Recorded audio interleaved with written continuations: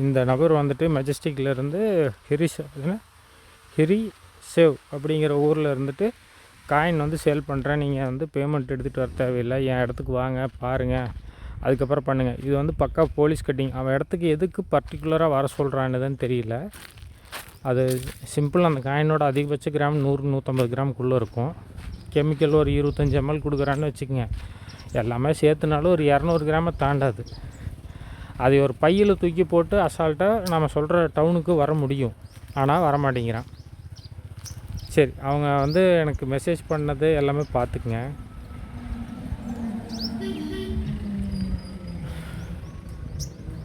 நான் வந்து ஹோட்டலுக்கு வாங்க பிஸ்னஸ் டீல் பண்ணிக்கலான்னு சொல்லி கேட்குறேன். அதுக்கு வந்து அவன் என்ன சொல்லிக்கிறான், ஜெனுவனாக இருக்கிறீங்க அப்படின்னா மெஜஸ்டிக் டவுனுக்கு கொண்டு வாங்க. அங்கே ஏதாவது ஒரு ஹோட்டலில் வச்சு செக் பண்ணிவிட்டு ஓகே அப்படிங்கிற பட்சத்தில் நீங்கள் கேட்குற அமௌண்ட்டை செட்டில் பண்ணிவிட்டு நாங்கள் காயின் கெமிக்கல் ரெண்டையுமே சேர்த்து வாங்கிக்கிறோம்.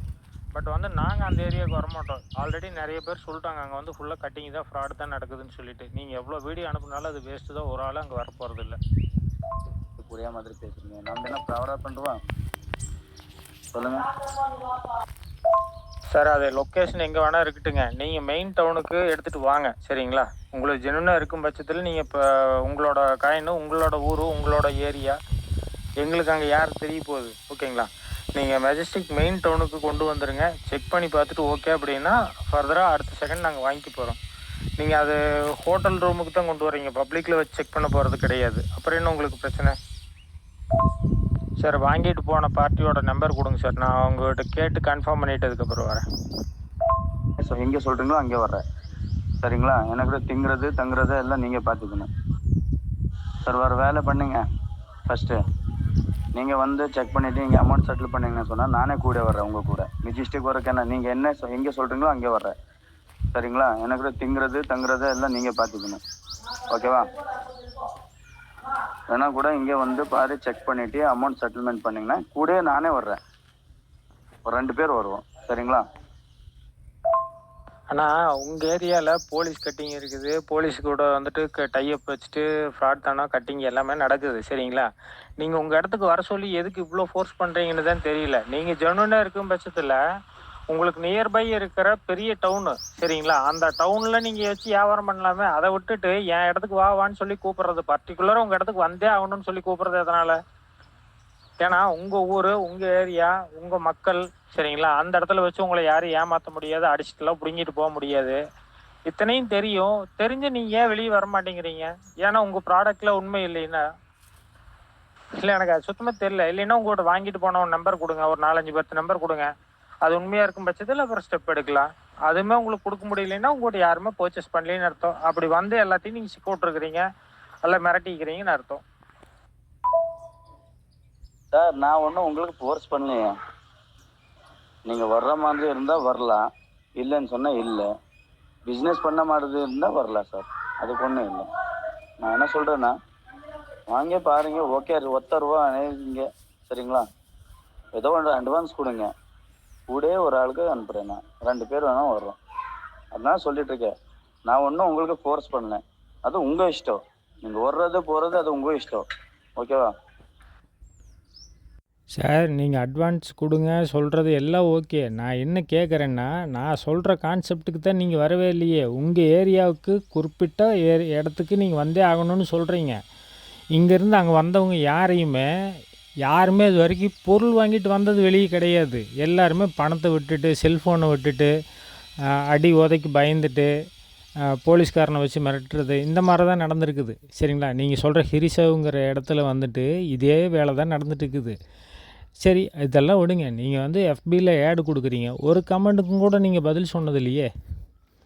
சரி, உங்களுக்கு வந்து படிப்பறிவே இல்லைன்னு வச்சுக்குவோம். வாட்ஸ்அப்பில் மட்டும் நீங்கள் எப்படி வந்து யூஸ் பண்ணுறீங்க, ஒரு கெமிக்கல் காயின் சேல் பண்ணுறீங்க, அதுக்கு வந்துட்டு இத்தனை ஆயிரத்துலேருந்து ₹1,00,000 வரைக்கும் வந்துட்டு நீங்கள் ஃபீஸ் வாங்குறீங்க, எல்லாமே ஓகே. இது மட்டும் எப்படி உங்களுக்கு வந்து நாலேஜ் இருக்குது, அதுக்கு நாலேஜ் இல்லை? அதெல்லாம் விடுங்க. இப்போது உங்கள் இடத்துலேருந்து ஒரு அந்த காயின் ஒரு 150 கிராம் வருமா, ஒரு அப்ராக்சிமேட் கணக்குன்னு வச்சுக்கோங்க. கெமிக்கல் வந்து எல்லாமே சேர்த்துனாலும் ஒரு 50 கிராம் இல்லைன்னா 80 கிராம் வரட்டு. ஆனால் அதுவும் கூட வேணாமாப்பா, 100 கிராம்னே ஓடும். 250 கிராம் கணக்கு. அதை ஒரு பையில் தூக்கி வச்சா அதுக்கு வந்து தூக்குறதுன்னு கிரேன் வேணுமா, இல்லை ஜேசிபி இயந்திரம் வேணுமா? ஒன்றும் தேவையில்லை. இப்படி கையில் எடுத்து கக்கத்தில் வச்சு அடக்கிட்டு கூட வந்துடலாம். ஒரு டவுனுக்கு கொண்டு வர்றீங்க, ஒரு ரூம் எடுக்கிறோம். அந்த ரூமில் வந்துட்டு நீங்கள் கூட உள்ளே போய் செக் பண்ணிக்கங்க, ஆள் யாரும் இல்லைன்னு சொன்னதுக்கப்புறம் நாங்கள் உள்ளே வர்றோம், ஒன்றும் பிரச்சனையும் இல்லை. ஒரு 10 நிமிஷம் அட வேணாம், இப்போ ஒரு அரை மணி நேரம் செக் பண்ணுவோமா காயினை, செக் பண்ணிவிட்டு நெக்ஸ்ட்டு வந்ததுக்கப்புறம் அதே இடத்துல உங்களுக்கு ஸ்பாட் செட்டில்மெண்ட்டு, நீங்கள் கேட்குற அமௌண்ட் ஃபுல் அமௌண்ட்டு நாங்கள் கொடுக்க போகிறோம். எதுக்கு அட்வான்ஸ் போடுறது எதுக்கு, அதுக்கு நீங்கள் எதுக்கு எங்கள் கூட வந்துட்டு அதுக்கு தேவையில்லாமல் செலவு பண்ணிவிட்டு, இதெல்லாம் தேவையே இல்லையே. ஒரு பப்ளிக்கான இடத்துக்கு நீங்கள் வந்தீங்கன்னா வேலை முடிஞ்சிச்சு இல்லையா. அட வேண்டாமப்பா, ஹோட்டல் ரூம் தான் உங்களுக்கு பயமாக இருக்குதுன்னா நாங்கள் கார் எடுத்துகிட்டு வர்றோம், அந்த கார்லேயே உட்காந்து செக் பண்ணிக்கலாம். அதுக்கு உங்களுக்கு முடியுமா? டவுனுக்கு நீங்கள் வர முடியுமா? அதை சொல்லுங்கள். டவுனுக்கே நான் வரமாட்டேன், நீங்கள் எங்கள் இடத்துக்கு தான் வரணும்னு சொல்கிறதுக்கு பேர் தான் வந்துட்டு கட்டாயப்படுத்துறது. புரியுதுங்களா? ஏன்னா நீங்கள் உங்கள்கிட்ட இருக்கிற ப்ராடக்ட் வந்து ஜென்யூனாக இருக்குது அப்படிங்கிற பட்சத்தில் அது பிரச்சனையே இல்லை. நீங்கள் சொல்கிறீங்க டெய்லி 10 பேர் வர்றான், 5 பேர் வர்றான் அப்படின்னு சொல்லிட்டு. இப்போ நான் என்னன்னா, அந்த 10 பேர் 5 பேர்த்தில் ஒருத்தங்க கூடவோ உங்களுக்கு சாதகமாக சொல்ல முடியல ஃபேஸ்புக்கில், நான் இவர்கிட்ட வாங்கினேன் ஜென்யூனான ஆளுன்னு சொல்லிவிட்டு. டெய்லி 10 பேர் அப்படின்னு கணக்கு போட்டால் மாதத்துக்கு கிட்டத்தட்ட ஒரு நாளைக்கு 10 பேர்னா 10 நாளைக்கு 100, 300 பேர்னு கணக்கு வச்சுங்க. அந்த 300 பேர்த்தில் ஒரு மாதத்துக்கு 300 பேர் உங்கள்கிட்ட பர்ச்சேஸ் பண்ணிட்டு போகிறான்னா அதில் ஒருத்தங்க கூடவா ஃபேஸ்புக்கில் ஆக்டிவாக இருக்க மாட்டான். ஒருத்தங்க கூடவா உங்களுக்கு வந்துட்டு சாதகமாக இவர் வந்து ஜென்யூனான ஆள், நீங்கள் இவர்கிட்ட போய் வாங்கலாம் அப்படின்னு சொல்லிட்டு சொல்ல மாட்டான்.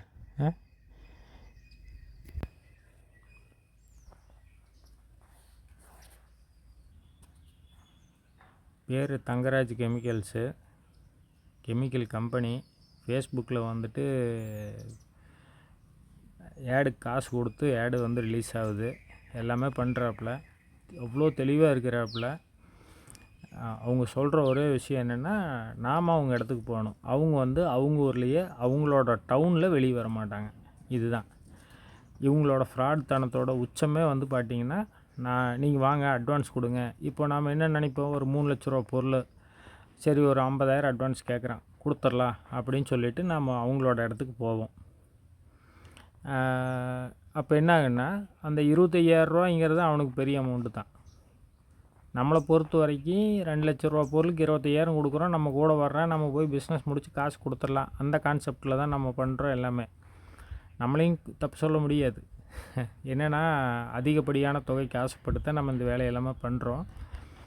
என்ன ஒரே பிரச்சனை அப்படின்னா, அவனை முழுசாக நம்பி நீங்கள் இங்கேருந்து அங்கே போகிறீங்க. இது வரைக்கும் குறைஞ்சதான் அவன் வந்துட்டு அந்த ஊரில் வச்சு அடித்து மிரட்டுறது, பிடுங்கிறது, அப்புறம் வந்துட்டு போலீஸை வச்சு கட்டிங் போடுறது, போலீஸ் எல்லாம் வச்சு பண்ணுறப்போ ஈக்குவல் ஷேர், போலீஸ் 50%, இவளுக்கு 50%. போலீஸ் வச்சு எப்படின்னா கேஸ் போட்டுருவோன்னு சொல்லி மிரட்டுறது. அப்போ நீங்கள் 25,000 கொடுக்க மாட்டீங்க, 25 லட்சம் கேட்டாலும் கொடுத்தா உனக்கு கேஸுக்கு பயந்து. ஸோ இதுதான் வந்துட்டு ஹிரிசவ் அப்படிங்கிற ஏரியாவில். அப்புறம் அதை சுற்றி ஒரு 10 கிலோமீட்ரு சர்க்கிளில் வந்துட்டு இதுதான் நடக்குது. இந்த குரூப் மட்டும்தான் வந்துட்டு இந்த வேலையை பண்ணிகிட்டு இருக்கிறாங்க. ஸோ இதை பார்த்துட்டாவது மேற்கொண்டு போய் பணம் கொடுத்து ஏமாறாமல் இருங்க, ஓகேவா?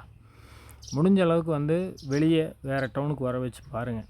அப்படி வரல அப்படின்னா அதை விட்டுருங்க, அவங்ககிட்ட பிஸ்னஸ் பண்ணணுங்கிறதே கிடையாது. இங்கேருந்து நம்ம 4 பேர்த்து போகிறோம், 4 பேர் கூப்பிட்டு போகிறோம், நாம் சேஃபாக இருப்போம், நாம் தான் பெரிய பிடுங்கி எனக்கு மீறி நாமளே வந்து பெரிய டானு, என்னை அடிச்சுக்கிறதுக்கு ஆள் கிடையாது அப்படின்னு சொல்லிவிட்டு அங்கே போய் இடுப்பில் இருக்கிற 600 கோடி வரைக்கும் ஏமாந்துட்டு வந்தவனால நிறைய பேர் இருக்கிறான். ஸோ வந்துட்டு மான அவமானத்துக்கு பயந்துட்டு வெளி சொல்லாதவன் தான் ஜாஸ்தி, சரிங்களா? இதே கர்நாடகாவில் என் ஃப்ரெண்டு பேர் வந்துட்டு சென்னைக்காரரு, இங்கேருந்து போகிறாங்க, கிட்டத்தட்ட ஒரு 2 காரில் போகிறாங்க. கடைசியாக பார்த்தீங்கன்னா போலீஸ் சுற்றி உடச்சி பிடிச்சி கேஸ் போட்டுறாங்க. நிறைய பிரச்சனை நடக்குது அந்த மாதிரி. கிட்டத்தட்ட பார்த்திங்கன்னா ஒரு 6 நாள் கழிச்சு தான் அவங்க வந்து வெளியே ரிலீஸ் ஆகுறாங்க. அதிகபட்சமாக அவங்க கொடுத்த அமௌண்ட்டுன்னு பார்த்திங்கன்னா 2.5 லட்ச ரூபா. அந்த 2.5 லட்ச ரூபா அவனுக்கு வந்து எடுத்துகிட்டு போன வாடகை வண்டிக்காரனா சிக்கிக்கிறான், அவங்ககிட்ட தனியாக ஒரு 50,000. இப்படி வந்து போலீஸை வந்து கர்நாடகா போலீஸ்க்கு வந்து எவ்வளோ வாங்க முடியுமோ அவ்வளோ வாங்கிக்கிறாங்க, வாங்கிட்டு வெளியே விட்டுறாங்க. விற்கிறவன் மேலே, ஃபோர்ஜரி பண்ணுறவன் மேலே கேஸ் கிடையாது. அதை வந்து அதிக பணத்துக்கு ஆசைப்பட்டு நம்ம போய் வாங்குறோம் பார்த்திங்களா, நம்ம மேலே தான், தமிழ்நாட்டுக்காரனை மேலே தான் வந்துட்டு காசு, சரிங்களா? தமிழ்நாட்டுக்காரனை மட்டுமே ஃபோக்கஸ் பண்ணி பண்ணுற ஸ்கேம் இது. தயவு செஞ்சு யாரும் போய் மாட்டிக்காதீங்க. தெளிவாக கேளுங்க, அந்த கேள்விக்கு அவங்ககிட்ட பதில் வருதான்னு பாருங்கள். கண்டிப்பாக வராது. ஏன்னா அவன் சுற்றி சொல்கிற ஒரே விஷயம், என் இடத்துக்கு வாங்க வாங்க வாங்க, இதை மட்டும்தான் சொல்லுவான். இப்போ நம்ம பேசி அனுப்புனதுக்கு அவன் இப்போ வரைக்கும் ரிப்ளை கொடுக்கல, இதுக்கு மேலே அவன் கொடுக்க மாட்டான், சரிங்களா? இதுதான் அவன் வந்து சென்ட் பண்ண வீடியோ. இதில் இந்த வீடியோவில் பார்த்தீங்கன்னா மேக்னெட் வச்சு காமிக்கிறது இதெல்லாம் ஓகே. அந்த தீயில் போட்டு காமிக்கிறது இதெல்லாம் வந்து தேவையில்லாத ஒன்று. டைம் வந்து ஒரு 3 மினிட்ஸ்க்கு டைவர்ட் பண்ணணும் அப்படிங்கிறதுக்காகத்தான் அந்த தீயில் போட்டு காமிக்கிறது, மஞ்சப்பொடி போட்டு கழுவுறது இது எல்லாமே. சரிங்களா? இந்த டெஸ்ட்டெல்லாம் வந்துட்டு தேவையே இல்லாது. பெட்ரோல் ஊற்றி பண்ணுறது இது வந்து தேவையில்லாத ஒன்று. நெக்ஸ்ட்டு அவன் டெஸ்ட்டு காமிக்கிற மெத்தடையும் பாருங்கள். ஃபஸ்ட்டு வந்து ஊசியை காமிக்கவே மாட்டான்.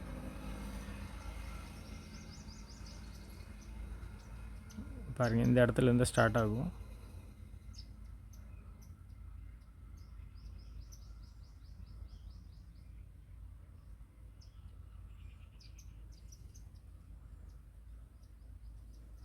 எப்போவுமே பார்த்தீங்கன்னா ஃபஸ்ட்டு ஊசி காமிச்சிட்டு அதுக்கப்புறம் வந்துட்டு காயினை கிட்ட கொண்டு போனீங்கன்னா அந்த ஊசி வந்துட்டு எல் ஷேப்பில் தூக்கி நின்றுச்சுன்னா அது ஓகே கரெக்ட் அப்படின்னு சொல்லலாம். இது வந்து கெமிக்கல் பவராகவே இருந்தாலும் அந்த கெமிக்கலோட பவர் என்னென்னு பார்த்தீங்கன்னா அந்த கெமிக்கல் அப்ளை பண்ண டைமிங்லேருந்து ஒரு 10 to 15 மினிட்ஸ்க்குள்ளே மட்டும்தான். 10 to 15 மினிட்ஸே வராதுங்கிறத என்னோடய பதில். இதை அங்கேயும் போய் நீங்கள் செக் பண்ணுறீங்க அப்படின்னா அது கரெக்டாக செக் பண்ணிக்கங்க. ஒன்ஸ் செக் பண்ணதுக்கப்புறம் உங்கள்கிட்ட இருக்கிற சில்வர் ஃபாயில் பேப்பரில் அதை ஹோல்டு பண்ணி உங்கள் கையிலே வச்சுக்கோங்க. ஒரு 3 to 4 ஹவர்ஸ் கழித்து மறுபடியும் எடுத்து நீங்கள் செக் பண்ணி பாருங்கள். டெஸ்ட்டு வந்துச்சு அப்படின்னா நீங்கள் வாங்கிக்கலாம், அது தப்பு இல்லை. பட் வந்து அப்படி வர்றதுக்கு வாய்ப்பு கிடையாது. மேற்கொண்டு போய் ஏமாந்துடாதீங்க, அவ்வளோதான். ஏதாச்சும் ரிப்ளை கொடுத்துருக்குறான்னு பார்க்கலாம். பாருங்கள், இப்போ வரைக்கும் ரிப்ளை வரல. அப்ளையாவது ஆன்லைன்னு காமிச்சது, இப்போ அதையும் சேர்ந்து காமிக்கல. ஃபஸ்ட்டு ஒரு மெசேஜ் தட்டி பார்ப்போம். டபுள் டிக் ஆகுது, ஆள் ஒன்றும் பிளாக் பண்ணல. மறுபடியும் ரிப்ளை கொடுத்தானா அதை நான் மறுபடியும் வீடியோவில் போடுறேன்.